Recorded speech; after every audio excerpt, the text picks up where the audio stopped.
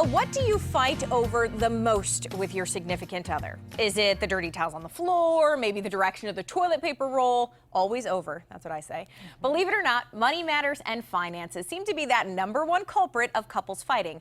So what's the best course of action when you don't see eye to eye? Kristen Taylor is here, Vice President of Legacy Retirement Group. And also, I'm going to call you Ohio Retirement Coach's better half because he's not here. Yeah. Obviously, to try and fight with us about it. He's goofing around in Atlanta right now while I'm working. See, look at that. Us women do a lot of work. Okay, so we can admit to each other that we are most often right, first of all, when it comes to household bickering, right? Let's start off with that. Of course. So, but it isn't always easy, truthfully, to see eye to eye, especially over finances. Yeah, it's one of the areas that if we're meeting with someone who maybe one of the spouses, the husband typically just retired, and the woman's coming in and you know, they're maybe a month into this thing called retirement, and she says, hold on, he forgot that I've been the boss of home all these years, and now he comes home and wants to control everything now that he's retired. So sometimes there's a little bit of bickering on roles, if you will, when retirement first happens. Okay, so let's go into a few questions. The first one today, my husband and I have completely different approaches to our finances, which you were just talking about. So how do we determine who's right? I don't know if you can figure this out immediately, but. Well, I'm never surprised by this conversation because, right, it's the yin and the yang. When you're with a significant other, typically you guys are going to compliment each other, so you're not going to think the same about things. So we have tissue boxes on our conference room table, and a lot of times tears start happening when one or the other has different ideas than what was perceived. So what we tell people is to come together, lay it all out, be honest with each other about what concerns you're having, and work through them.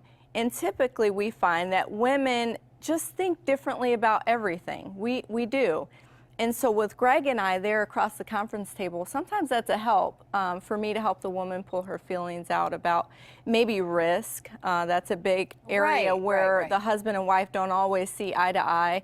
And also timeline for retirement. We see that more and more where one or the other is just done and they're ready to retire, and the other one's just not confident yet, not ready to hang up the towel, so to speak, and go into retirement. Sure. Okay. Well, our second question from another woman, and she writes, I'm in my late 50s and single. My career has always been my focus. While I do have a sizable nest egg, I worry about being alone during retirement. Do you have any advice? Yeah, we definitely see women who focused on their career, maybe didn't have any children, maybe never were married, and that's certainly okay. You know, we're just in that day and age where that's definitely something that happens quite a bit.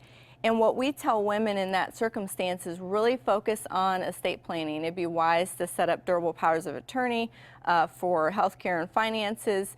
Also to appoint someone that could be your power of attorney. I don't know, a lot of times it's a sister, or we've seen even if you did have a child and maybe you were divorced, sometimes the child will take care of those things. But appointing someone that you trust to uphold your wishes is really, really important. Okay, another issue I'm sure you see a lot of, this one related to health. My mother started having health issues that require a lot of attention. We're thinking about searching for an independent living community.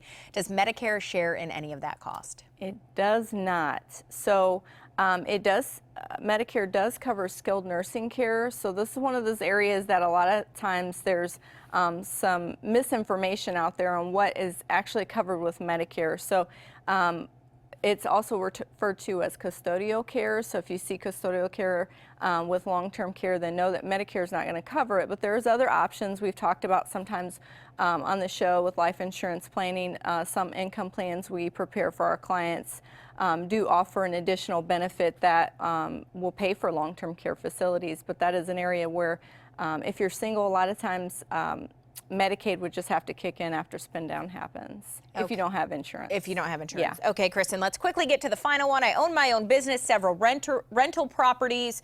Do you still recommend annuities for people in that situation? Oh, it really depends. That's not a one size fits all. Some people really enjoy having rentals, and maybe they're getting a good income from that, or maybe they're using a management company. If you're not using a management company and you're fairly young, I would say look at an annuity for a future income replacement need if you would want to sell those properties. Okay, Kristen, if anybody out there has a question for the Legacy team, it is questions@ohiosretirementcoach.com. All right, Kristen is not leaving just yet. Up next, we're talking women in business and the one thing they need to do today to be successful later.